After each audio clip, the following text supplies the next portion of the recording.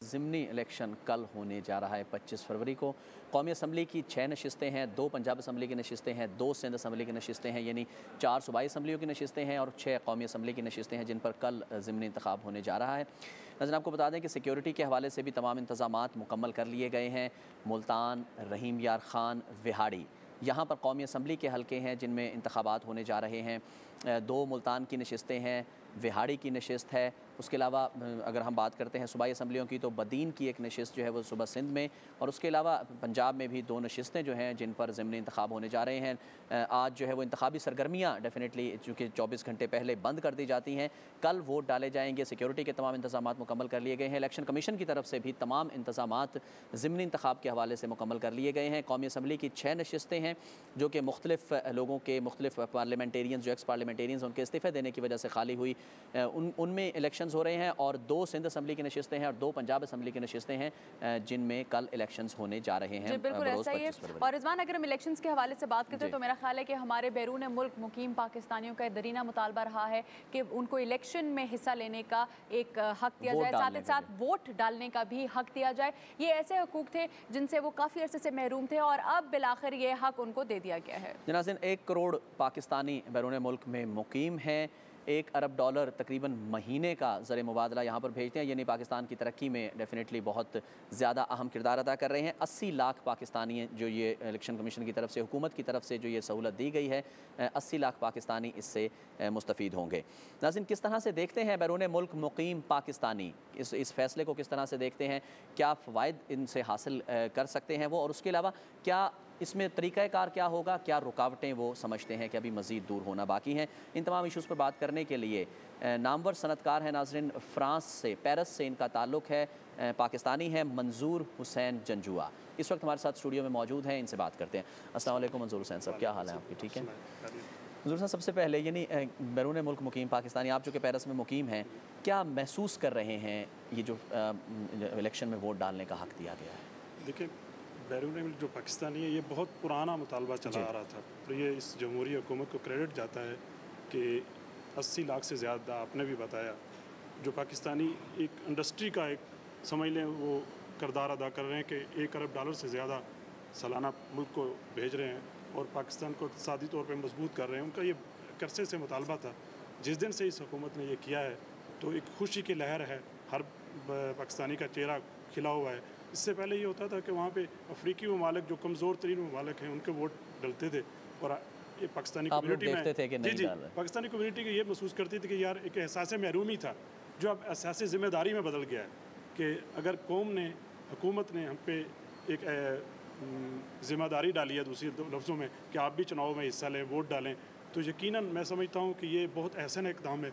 और इसमें आप देखेंगे कि आगे रेमिटेंसन में जो रेमिटेंसेस हैं उधर से ये बढ़ेंगी, क्योंकि कौम ने इत्मीनान किया है, वो भी जो पाकिस्तानी है वो भी आप देखेंगे। सर, आप बाहर रहते हैं, पाकिस्तानी ज़ाद हैं और ज़ाहिर है आपकी फैमिलीज़ जो हैं वो यहीं पर होती हैं। आप हमें बताएं कि जब एक पाकिस्तानी जो है मुल्क से बाहर होता है तो उनके एहसासात क्या होते हैं? पहले जब इलेक्शंस हुआ करते थे और आप देखते थे कि जी सब वोट कर रहे हैं, और मेरा ख्याल है आप में से कई लोग ऐसे भी होते होंगे जो बाकायदा पाकिस्तान आते होंगे ताकि वोटिंग में हिस्सा लें। तो अब जब आपको ये फैसिलिटी बाहर मिल जाएगी, आपका क्या ख्याल है, आपकी फीलिंग्स कैसे मुख्तलिफ होंगी? देखिए, पाकिस्तानी जो ओवरसीज़ में रहते हैं ना, वो सोचते पाकिस्तान इसी तरीके से हैं कि जैसे वो आज भी पाकिस्तान में है। वो ज़ुबान पाकिस्तानी बोलते हैं, दिल उनके पाकिस्तान के साथ धड़कते हैं, घर में टीवी चैनल्स वो पाकिस्तानी देखते हैं, लिबास उनका अक्सर पाकिस्तानी होता है।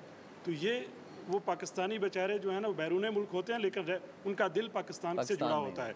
तो ये जो फ़ैसला है, ये आप देखेंगे कि मुल्क की तकदीर को बदलने का फ़ैसला मैं समझता हूँ, क्योंकि चाइना को अगर हम देखें तो जब से चाइना पहले तरक्की नहीं की थी तो वो सबसे बड़ी इंडस्ट्री समझता था ओवरसीज़ चाइनीज़ को, कि वो इतनी रेमिटेंसेस भेजते थे। तो इंशाअल्लाह आप देखेंगे कि इससे लोगों का एतमाद बढ़ेगा, इन्वेस्टमेंट बढ़ेगी पाकिस्तान में। जो ओवरसीज़ पाकिस्तानी इक़दामात के हवाले से, यानी किस तरह से वोट डाला जाएगा, कोई तरीक़ाकार के हवाले से अगर आप कुछ शेयर करना चाहें? उसमें यह है कि लोगों का एक थोड़ा सा डर है कि वहाँ पर आया इंतखाबी मुहिम की इजाज़त होगी, जलसे जुलूसों की इजाज़त होगी, बैनर्स लगेंगे, नारेबाजी होगी, हुल्लड़बाजी होगी।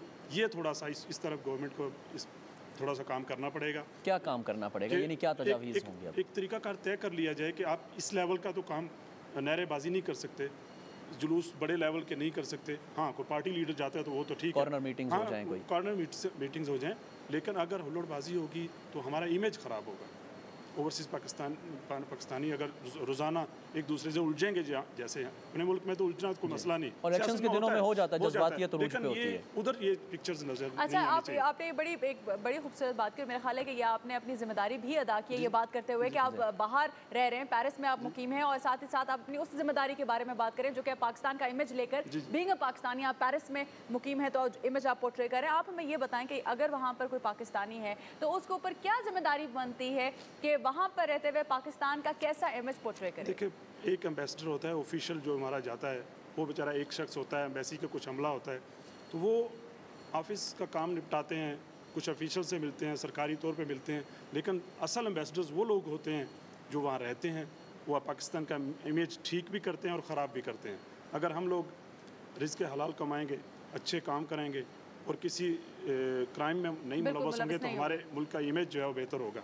अगर हम पॉलिटिकल मैच्योरिटी का भी वहाँ पर सबूत दें कि इलेक्शन अच्छे तरीके से हो जाएं, वोट डल जाएं, तो मैं समझता हूँ कि ये पाकिस्तान के इमेज को और बेहतर करेगा कि पाकिस्तान में जमहूरियत है और ये जमहूरियत आने वाले सालों में मज़ीद बेहतर होगी। अच्छा मंजूर हुसैन साहब, अभी तो चूँकि एक इलेक्शन में वोट डालने का हक़ मिला है आपको और आपने कहा है कि जज्बात और एहसासात बहुत मुख्तलिफ हैं, खुश हैं, ये भी तजवीज़ ज़ेर गौर है कि बैरून मुल्क मुकीम पाकिस्तानियों के लिए एक नशिस्त जो है वो मुख्तस की जाए। मेरा सवाल आपसे ये है कि मतलब डिफरेंट रीजन्स में ज़्यादा, जैसे मशरिक़ वस्ता में बहुत ज़्यादा पाकिस्तानी हैं, यूरोप में हैं, अमेरिका, नॉर्थ अमेरिका में हैं, आप क्या समझते हैं कि तीनों रीजन्स के लिए एक एक नशिस्त या फिर और उसका तरीक़ाकार क्या होगा? मैं समझता हूँ कि एक या दो नशिस्तों से ये काम चलने वाला नहीं है। देखें, अगर 80 लाख का पाकिस्तानी पाकिस्तान के हल्के बनाए तो 8 हल्के तो कम से कम बनते होंगे। सही, उस हिसाब से, क्योंकि यहाँ पे 10 लाख के बड़े 80 लाख के एक हल्का भी है, लेकिन क्योंकि वहाँ पे जो वोटर्स हैं बच्चे कम हैं, वो वोटर्स मैच्योर वोटर्स ज़्यादा होंगे, तो इसलिए मैं समझता हूँ कि कम से कम 6 से 7 सीट्स जो होनी चाहिए वहाँ पे।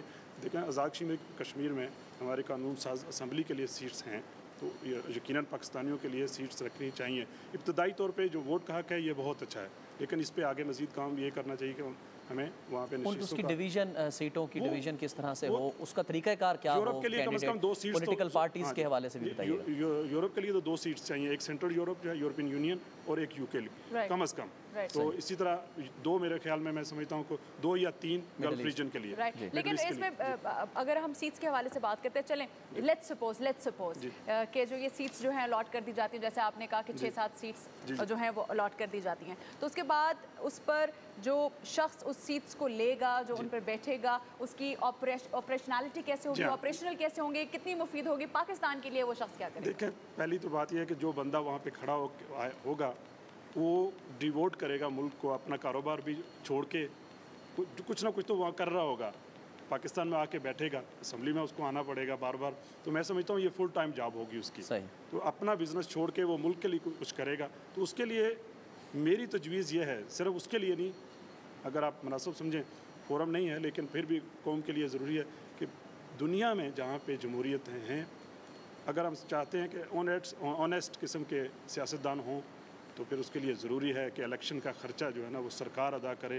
अगर मैं अपनी जेब से खर्च करूँगा एक MNA बनने के लिए यहाँ पे 2-4 करोड़, तो मुझे बताइए कौन सा बैंक है जो मुझे फ़िनांस करेगा, कौन सी कंपनी है जो मुझे फ़िनांस करेगी? सारी दुनिया में, फ्रांस में ये राइज है, जो बंदा 5% वोट ले लेता है उसका इलेक्शन का खर्चा सरकार वापस कर देती है, जो 5% नहीं लेता वो अगले इलेक्शन में नज़र नहीं आता। इलेक्शन के खर्चे की आपने, अगर हम इन सीट्स के हवाले से बात करें, क्योंकि ओवरसीज़ पाकिस्तानीज़ को ही सीट्स मिलेंगी, तो आपको क्या लगता है कि पाकिस्तान के लिए मुश्तरका वेंचर्स, अगर हम जॉइंट वेंचर्स के हवाले से बात करते हैं, तो वो उसके लिए कितना मुफीद साबित हो सकता है? जॉइंट बिजनेसेस के लिए, मुख्तलिफ मुल्कों की इन्वेस्टमेंट के लिए जो कि हम कर सकते हैं, मिलजुल कर करें, वो कितना मुफीद रह सकता है? देखिए, हमारे ओवरसीज़ में यह है कि हर मुल्क की असम्बली में पाकिस्तान का एक फ्रेंडशिप ग्रुप बना होता है, तो ये जो लोग होंगे अगर 7-8 होते हैं तो इनका एक ग्रुप बना के हर मुल्क में की असम्बली में उनके सेनेट में जाके पाकिस्तान की मजबूती के लिए, रिलेशन की मजबूती के लिए और बिज़नेस को बढ़ाने के लिए एक जॉइंट वेंचर बन सकता है और ये बहुत मुफीद होगा। और इसके अलावा ये मैं समझता हूँ कि ऐसे वक्त में ये हुकूमत ने फ़ैसला किया है जब शफाफ इलेक्शन की जो लिस्टें हैं वो तैयार हुई हैं, इत्मीनान बढ़ा है लोगों का मुल्क के अंदर भी बाहर भी, और ये जो इलेक्शन होंगे आने वाले, मैं समझता हूँ कि पाकिस्तान की तारीख के शफाफ इलेक्शन होने चाहिए। क्योंकि हमारे पास शफाफ लिस्टें मौजूद हैं। अब तजारत सरमायाकारी की थोड़ी सी अगर बात की जाए पॉलिटिक्स से हट के, बाहर से जैसे कहा जाता है कि तकरीबन $1 अरब पर मंथ जो है वो वहाँ से यहाँ आता है। मौजूदा हुकूमत की तरफ से फैसिलिटेट किया गया, बैंकों की फ़ीस वगैरह जो भी उनका ख़र्चा था, स्ट्रक्चरल फ़ीस भी थी, वो भी ख़त्म कर दी गई। आप क्या समझते हैं कि इन तमाम इक़दाम से क्या फ़ायदा होगा? और दूसरी तरफ अगर इस तरह जैसे वहाँ पर कोई पार्लियामेंटेरियन इलेक्ट होता है, जैसे आपने कहा कोई इस तरह की तजवीज़ अगर काबिल अमल हो जाती है, तो वो किस तरह से ज़्यादा फ़ायदा दे सकता है सरमायाकारों को यहाँ पर भेजने? देखिए, अगर कोई MNA वहाँ से बनता है मेंबर असम्बली, तो उसको टारगेट भी दिया जा सकता है कि आपका काम क्या है। सिर्फ आके हमारे लिए उसने नालियाँ सड़कें तो बनानी नहीं, वो तो उधर की हुकूमत का काम है। तो इसलिए उसने मुल्क के लिए कुछ करना है। और मेरा ख्याल है कि जो MNA वहाँ से इलेक्ट होता है वो उस मुल्क में रहते हुए वहाँ पर कई ऐसे एरियाज ढूंढ सकता है जिससे पाकिस्तान को फायदा हो सकता है। जी हाँ, इन्वेस्टमेंट के चांसेस जो हैं वो देखता है कि फलां कंपनी जो है वो इंडिया में कर रही है, चाइना में कर रही है, तो उसको पाकिस्तान में प्रपोज करने में क्या हर्ज है। लेकिन कोई बंदा ऐसा होना चाहिए जो उनके पास जाए कि लो जी मैं आपको गारंटी करता हूँ आपका सरमाया सिक्योर होगा। एम्बेसडर्स होंगे ये हमारे मुल्क जी हाँ, यकीनन बहुत बड़े ये एक नया शोबा क्रिएट होगा पाकिस्तान के लिए इन्वेस्टमेंट को डेवलप करने के लिए। अच्छा, और दूसरी तरफ ये जो बैंकों के हवाले से तरसीलात ज़र में जो फैसिलिटेट वो बहुत अच्छा इकदाम है। देखें, पहले ये होता था कि लोग जाते थे बैंकों के पास, रेट कम होता था और प्लस चार्जेस भी देने पड़ते थे। हुकूमत ने जब से चार्जेस कम किए हैं तो आप देखेंगे लीगल चैनल से ज़्यादा पैसा आना शुरू हो गया। तो यह है कि हुंडी का कारोबार ख़त्म हुआ है, लीगल चैनल से पैसे आना शुरू हुए हैं और ज़्यादा आना शुरू हुए हैं। और इसमें मज़ीद ये है कि अगर हमारे बैंक्स जो हैं वहाँ पे करीब तरीन इलाकों में जहाँ पे पाकिस्तानियों की अक्सरियत है, छोटी छोटी ब्रांच 1 या 2 बंदों की अगर कैश कलेक्शन के लिए आप वहाँ पे खड़े कर दें तो ज़्यादा इसमें मज़ीद इजाफा हो सकता है। मंजूर हुसैन जंजुआ साहब, आप हमारे स्टूडियो में तशरीफ़ लाए, आपसे बात हुई, आपका बहुत शुक्रिया। जी नाज़रीन, मंजूर हुसैन जंजुआ पेरिस में नामवर सनतकार हैं, हमारे साथ मौजूद थे। इस बात पर उन्होंने कहा कि जो इलेक्शन में वोट डालने का हक़ दिया गया है, इस बात पर बहुत ज़्यादा अच्छे जज्बात और एहसासात हैं बैरून मुल्क मुकीम पाकिस्तानी, जो कि तकरीबन 1 करोड़ के करीब हैं, जिसमें से 80 लाख जो हैं वो रजिस्टर्ड वोटर्स बन सकते हैं।